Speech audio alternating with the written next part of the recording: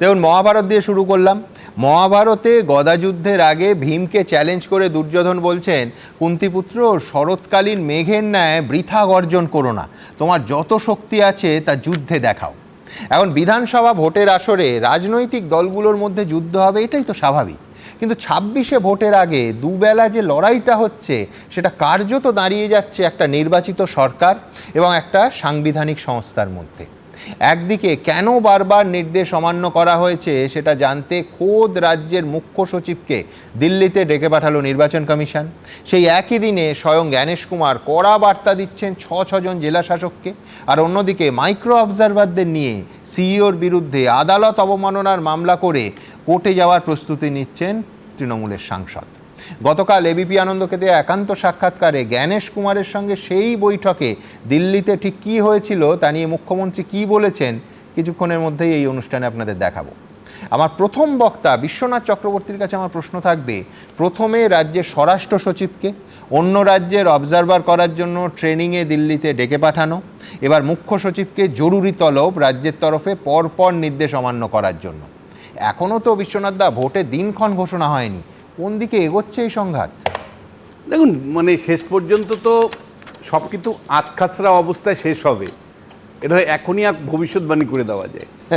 প্রথম দিনই আপনাকে বলেছিলাম যে বিশুদ্ধ ভোটার তালিকা আর কোথাও হোক পশ্চিমবাংলায় হবে না। তার কারণ পশ্চিমবাংলায় শাসক বিরোধী কার্যত এসআইআরটাকে গুলিয়ে দিতে চাইছে, আর অপদার্থ ইলেকশন কমিশনের চূড়ান্ত ব্যর্থতা বারবার ফুটে উঠছিল তার আদেশে, পরিকল্পনায়। ফলে আমাদের যা হওয়ার তাই হবে, আমাদের ভাগ্য যা আছে তাই হবে।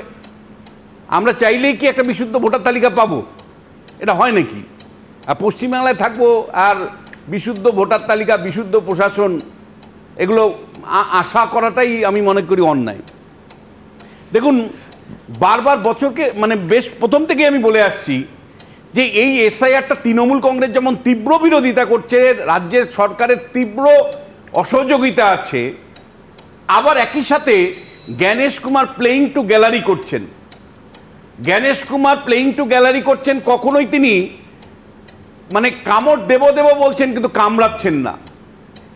বারবার আমরা দেখছি যে একটার পর একটা তার অর্ডারকে ভায়োলেট করছে, তার অর্ডারকে ডিফাই করছে রাজ্য প্রশাসন। তিনি কিন্তু কোনো কঠোর ব্যবস্থা নিচ্ছেন না, না আদালতে যাচ্ছেন। খবরের কাগজ আজকে বলছেন 6জন ডিএমকে ধমকে চমকে বলছেন যে খবরের কাগজ আপলোড হয়ে যাচ্ছে, তা মানে সেটাকে ডকুমেন্টেশন ভাবছেন আপনারা। পাঠ অযোগ্য মানে রিডেবল নয় এমন বিষয়কে আপনারা মানে আপগ্রেড করে দিচ্ছেন, আপলোড করে দিচ্ছেন। জন্মের আগে দেওয়া জন্ম সার্টিফিকেট কি করে আপলোড হচ্ছে, গতকালই আপনারাও ব্রেক করেছেন। 6জন ছেলে, প্রত্যেকটা ছেলের 1 জানুয়ারি জন্ম, অদ্ভুত ধরনের সব ডকুমেন্টেশন হয়েছে। এবং সব তো এগুলো রাজ্য প্রশাসনের ডিএম এর নেতৃত্বে এআরও, অ্যাসিস্ট্যান্ট এআরও মানে মহকুমা শাসক আর বিডিওরা করেছেন। মমতা বন্দ্যোপাধ্যায় বলেছিলেন না, বিডিওরা আমার, এই মানে প্রশাসনের লোকরা আমার, ভোটের আগেও আমার, পরেও আমার, সেটা প্রমাণ প্রতিনিয়ত করেছেন। 6800 বুথে একজনও মৃত ভোটার পাওয়া যায়নি, ইলেকশন কমিশন নিশ্চুপ ছিলেন। অন্তত এটা আমি অবাক হয়ে যাই যে একজন ব্যক্তির নাম কি করে 50টা ফর্ম ফিল আপে ব্যবহার করা হলো, এরকম অসংখ্য উদাহরণ আছে। তারপরেও ডিএমরা কি করে চুপ ছিলেন?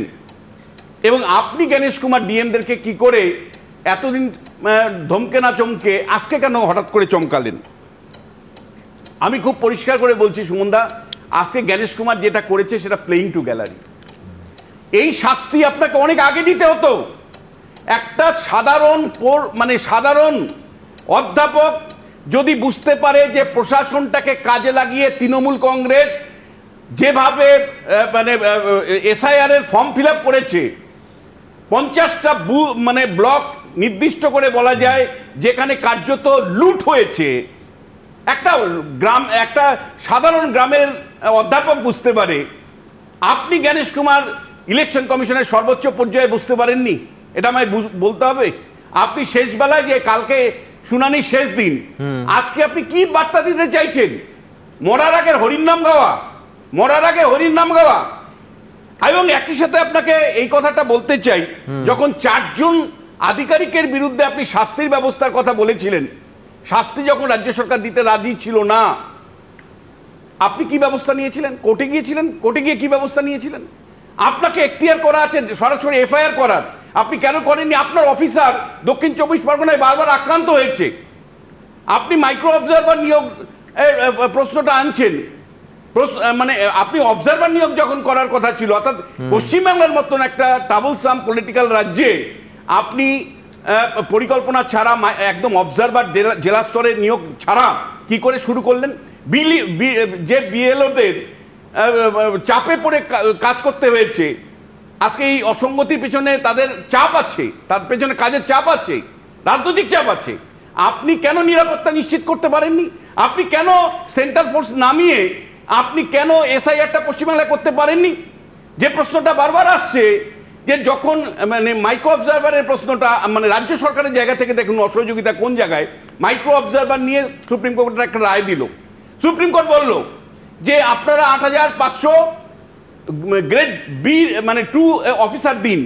রাজ্য সরকারও গুলিয়ে দেওয়ার জন্য তার মধ্যে জল ঢোকালো, গ্রুপ সি, গ্রুপ ডি সবাইকে জড়িয়ে দিয়ে, এবং কিছু মানুষ মারা গেছে তাদের নামের তালিকা সহকারে ইলেকশন কমিশনের কাছে পাঠালো।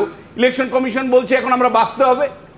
ফলে রাজ্য সরকারের অসহযোগিতা যেমন প্রতিনিয়ত আপনি দেখেছেন, আবার গণেশ কুমারের প্লেইং টু গ্যালারিও আপনি প্রতিনিয়ত দেখছেন। কিন্তু এটার বাইরে সুমন, আমি জাস্ট দুটো কথা বলতে চাই। আমরা তো জানি মমতা বন্দ্যোপাধ্যায় দিল্লিতে গিয়ে রাজনীতি করেছেন, অভিষেক বন্দ্যোপাধ্যায় প্রতিনিয়ত মাঠে ময়দানে রাজনীতি করছেন। তারা ভোটার তালিকা চান না, সেটা অফিসিয়াল সিদ্ধান্ত, কারণ তারা যে হলফনামা জারি করেছিলেন, হলফনামা দিয়েছেন সুপ্রিম কোর্টে, তাতে মমতা বন্দ্যোপাধ্যায় পার্টি হিসাবে পরিষ্কার জানিয়েছেন 2024 লোকসভা নির্বাচনের নিরিখে 25 যে ভোটার তালিকা, তার উপর ভিত্তি করে তিনি নির্বাচন চাইছেন। তিনি এসআইআর এর সংশোধিত ভোটার তালিকা অর্থাৎ মৃত ঠিত সব রেখে তিনি নির্বাচনী ভোটার তালিকা চাইছেন। তিনি পুরনো ভোটার তালিকায় ভোট চাইছেন, মমতা বন্দ্যোপাধ্যায় সুপ্রিম কোর্টে জানিয়েছেন। তার মানে এসআইআর তিনি চাইছেন না, বিশুদ্ধ ভোটার তালিকা চাইছেন না, তা নিয়ে তিনি রাজনীতি করছেন, অভিষেক বন্দ্যোপাধ্যায় রাজনীতি করছেন। কিন্তু আমার বিরোধী দলগুলো, রাজ্যে গণতন্ত্র টিকে থাকে বিরোধী দলের জন্য, সেই বিরোধী দলগুলো কোথায় ছিল? যে বিরোধী দল দেশের বৃহত্তম পার্টি বলে, পৃথিবীর বৃহত্তম পার্টি বলে, যখন 6800 বুথে মৃত ভোটার একজনও পাওয়া যায়নি, তখন তো আপনারা কখনো রাস্তায় থাকেননি। আপনারা 3টের সময় সাংবাদিক সম্মেলন করেছেন, আপনারা স্টুডিওতে কথা বলেছেন, সংবাদ মাধ্যমে কথা বলেছেন। কেন শুভেন্দু অধিকারী সমেত শ্রমিক ভট্টাচার্য বা বিজেপির নেতৃত্ব, আপনাদের তো আমি রাস্তায় রাজনীতি করতে, রাস্তায় কখনো দেখিনি আন্দোলন করতে। যখন জন্মের আগেই বার্থ সার্টিফিকেট দেওয়া হয়, তাকে কেন্দ্র করে আপনারা প্রশাসনের যে অবস্থান, রাজ্য প্রশাসনের যে অসহযোগিতা, তা নিয়ে তো কোনো মিটিং মিছিল করেননি, প্রতিবাদ আন্দোলন করেননি। রাস্তার আন্দোলন মমতা বন্দ্যোপাধ্যায়, অভিষেক বন্দ্যোপাধ্যায় করলে তার প্রত্যুত্তর তো আপনারা দেননি।